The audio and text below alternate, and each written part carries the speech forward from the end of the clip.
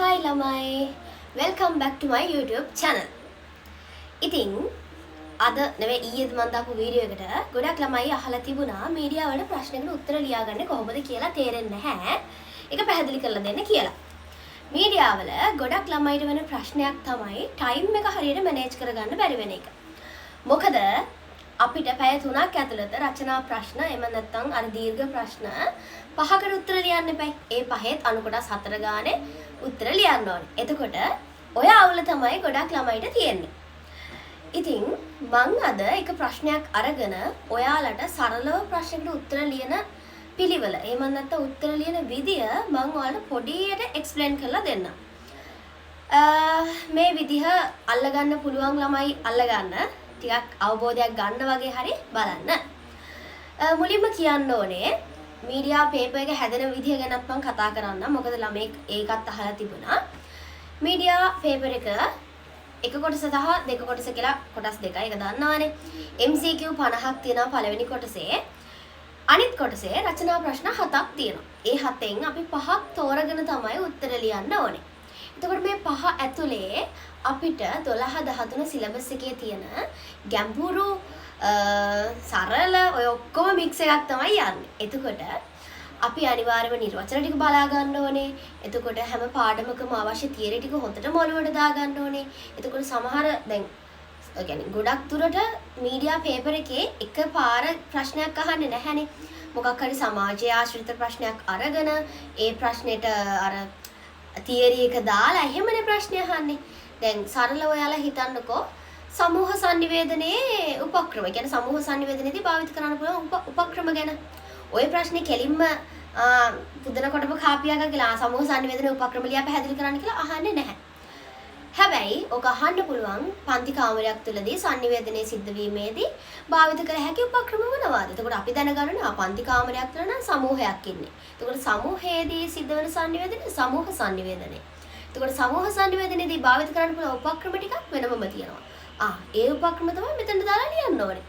අන්න තොරතුර මොකක්ද කියලා හරියට දැනගෙන ප්‍රශ්නය මොකක්ද කියලා හරියට දැනගෙන තමයි අපි ඒ පිළිතුරට එන්ටර් වෙන්න ඕනේ. මොකද මීඩියා කියලා කියන්නේ යන්නේ කොහෙද මල්ලේ පොල් ප්‍රශ්න තියෙන්නේ. හරිද? දැන් අපි කතා කරමු සමූහ sannivedanayeදී භාවිත කරන්න පුළුවන් උපක්‍රම. උපක්‍රම කීපයක් තියෙනවා. පූර්ව සූදානම, ප්‍රදීපාගාර උපක්‍රමය, ග්‍රාහක කේන්ද්‍රීය sannivedanaye, තාක්ෂණික මෙවලම් භාවිතය ඔය වගේ දේවල් තුලින් සමූහ sannivedanaye සාර්ථක කරගන්න පුළුවන්.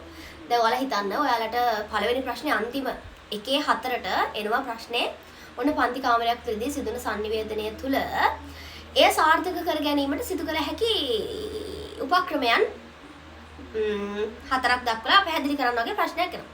ඔන්න දැන් අපි දන්නවා පැහැදිලි කරන්න ඕනේ අපි පූර්ව සූදානම, ග්‍රාහක කේන්ද්‍රීය sannivedanaye, එතකොට ප්‍රදීපාගාර උපක්‍රමය, යන්ත්‍ර සූත්‍ර භාවිතය, එහෙම නැත්නම් තාක්ෂණික මෙවලම් භාවිතය වගේ දේවල් වලින් සමූහ sannivedanaye සාර්ථක කරගන්න පුළුවන් කියලා. එතකොට දැන් අපි ලියන්න ඕනේ මේ ටිකටනේ. ඒ ලියන්න කලින් අපි මුලින්ම ඔයාලා මේක ලියාගන්නේ නැතුව මම මේ කියන දේ ස්ටෝරි එකක් විතර ඔලුවට දාගන්න. හොඳේ? මමත් මේ කිසිම දෙයක් ලියන්නේ නැතුව ඔයාලට වචනෙන්ම කියන්නේ ඔයාලට ඒක ඔලුවට යන්න ඕන නිසා. ඒ නිසා මේක ලොකු බරක් ගන්න නැතුව නිකන් ස්ටෝරි එකක් වගේ අහගන්න.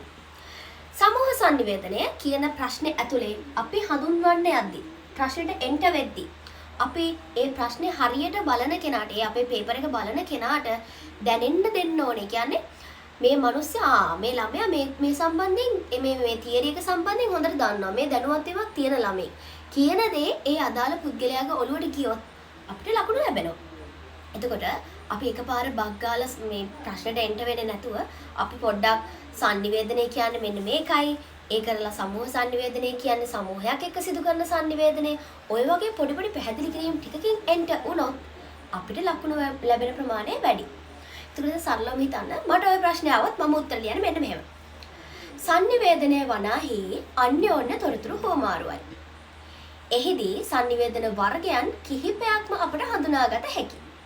එම වර්ගයන් තුලින් සමූහ sannivedanaye වනාහි ඉතා සුවිශේෂී වේ.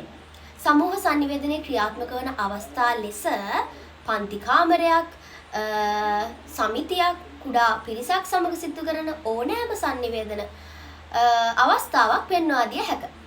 සරලවම සමූහ sannivedanaya යනු සමූහයක් තුළ සිදුවන sannivedanayයි. සමූහ sannivedanයේ සාර්ථකත්වය උදෙසා සමූහ sannivedanaya සාර්ථක කර ගැනීමට අපිට භාවිත කළ හැකි උපක්‍රමයන් කිහිපයක් ඇත.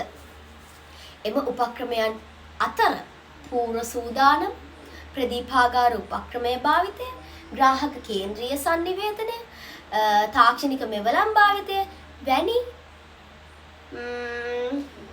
දෑ පෙන්වා දිය හැක. ඔන්න ඔහොම ලියනවා.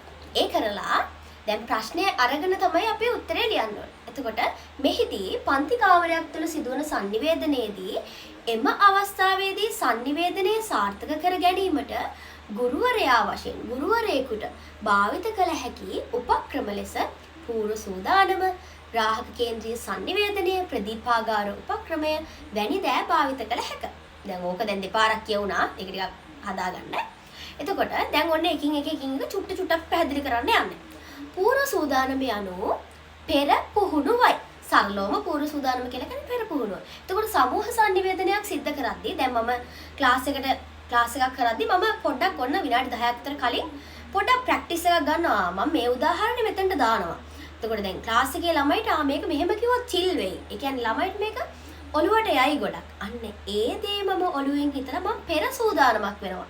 මම හිතනවා සමූහ sannivedanaya පුද්ගලා දැන් මම ක්ලාස් එක ගිහලා උගන්වනවා නම් පුද්ගලාන්තර sannivedanaya ගැන මම කියනවා රූකාන්තගේ අර සින්දුව දැසමරිත්තන හසඟන තාලෙට පාද නගාගෙන කවුද හැබෑටම ඒකෙදි කියන්නේ දෙදෙනෙක් තුල සිදුවන sannivedanayak ගැන. ඒක පුද්ගලාන්තර sannivedanayak. කොන්න දෙන්නෙක්ගේ දෙපසක් කියන්නේ. පුද්ගලාන්තර sannivedanayak කියන්නේ එතකොට දෙන්නෙක් තුල සිදුවන. අන්න ඔය වගේ පොඩි ට්‍රික්ස් ටිකක් දාලා මම පෙර සූදානමක් වෙනවා පාඩමට. අන්න සමූහ sannivedanaya සාර්ථක කරගන්න පුළුවන්. දැන් සමහර වෙලාවට අපි තියරි එකක් ඇතුලේ හිර වෙනවා නම් ඒ හිර වෙන්න හේතුව තමයි අපිට පෙර පුහුණුවක් පෙර සූදානමක් නැතිකම. එතකොට සමූහ sannivedanaya සාර්ථක කරගන්න පුළුවන් පෙර සූදානම. එහෙම නැත්නම් පූර්ව සූදානම කියන දේ තුලින්. ඔන්න ඔය වගේ උත්තරයක් මම ගොඩනගනවා. ඊට පස්සේ තියෙනවා අපි ගමු ප්‍රදීපාගාර උපක්‍රමය. ප්‍රදීපාගාර උපක්‍රමය කියලා ගත්තාම දැන් මේක යටතේ අපිට කරුණු එක්රස් කරන්න පුළුවන්. ප්‍රදීපාගාර උපක්‍රමය යනු මනා අක්ෂි සම්බන්ධතාවයක් පවත්වා ගනිමින් sannivedanaya යෙදීමයි. නැද්ද? ටීචර්ලා ක්ලාස් එකේ මූණ දිහා බල බල උගන්වද්දී ටීචර් දිහා බලන්නත් ඕනේ. අහක බැලුවා ටීචර් මොනා හිතයිද කියලා දන්නෙත් නැහැ. ඒ නිසා අන්න ටීචර්ගේ ඇස් දිහා බලාගෙනම අපි පාඩම අහගෙන ඉන්නවා. අන්න ප්‍රදීපාගාර උපක්‍රමය. එතකොට අපිට ඒ විදිහට ඒක පැහැදිලි කරන්න පුළුවන්. ප්‍රදීපාගාර. ඒ කියන්නේ ප්‍රදීපාගාරකින් වෙන්නේ අර ඈත යන බෝට්ටු වලට ආලෝකය සපයනවනේ.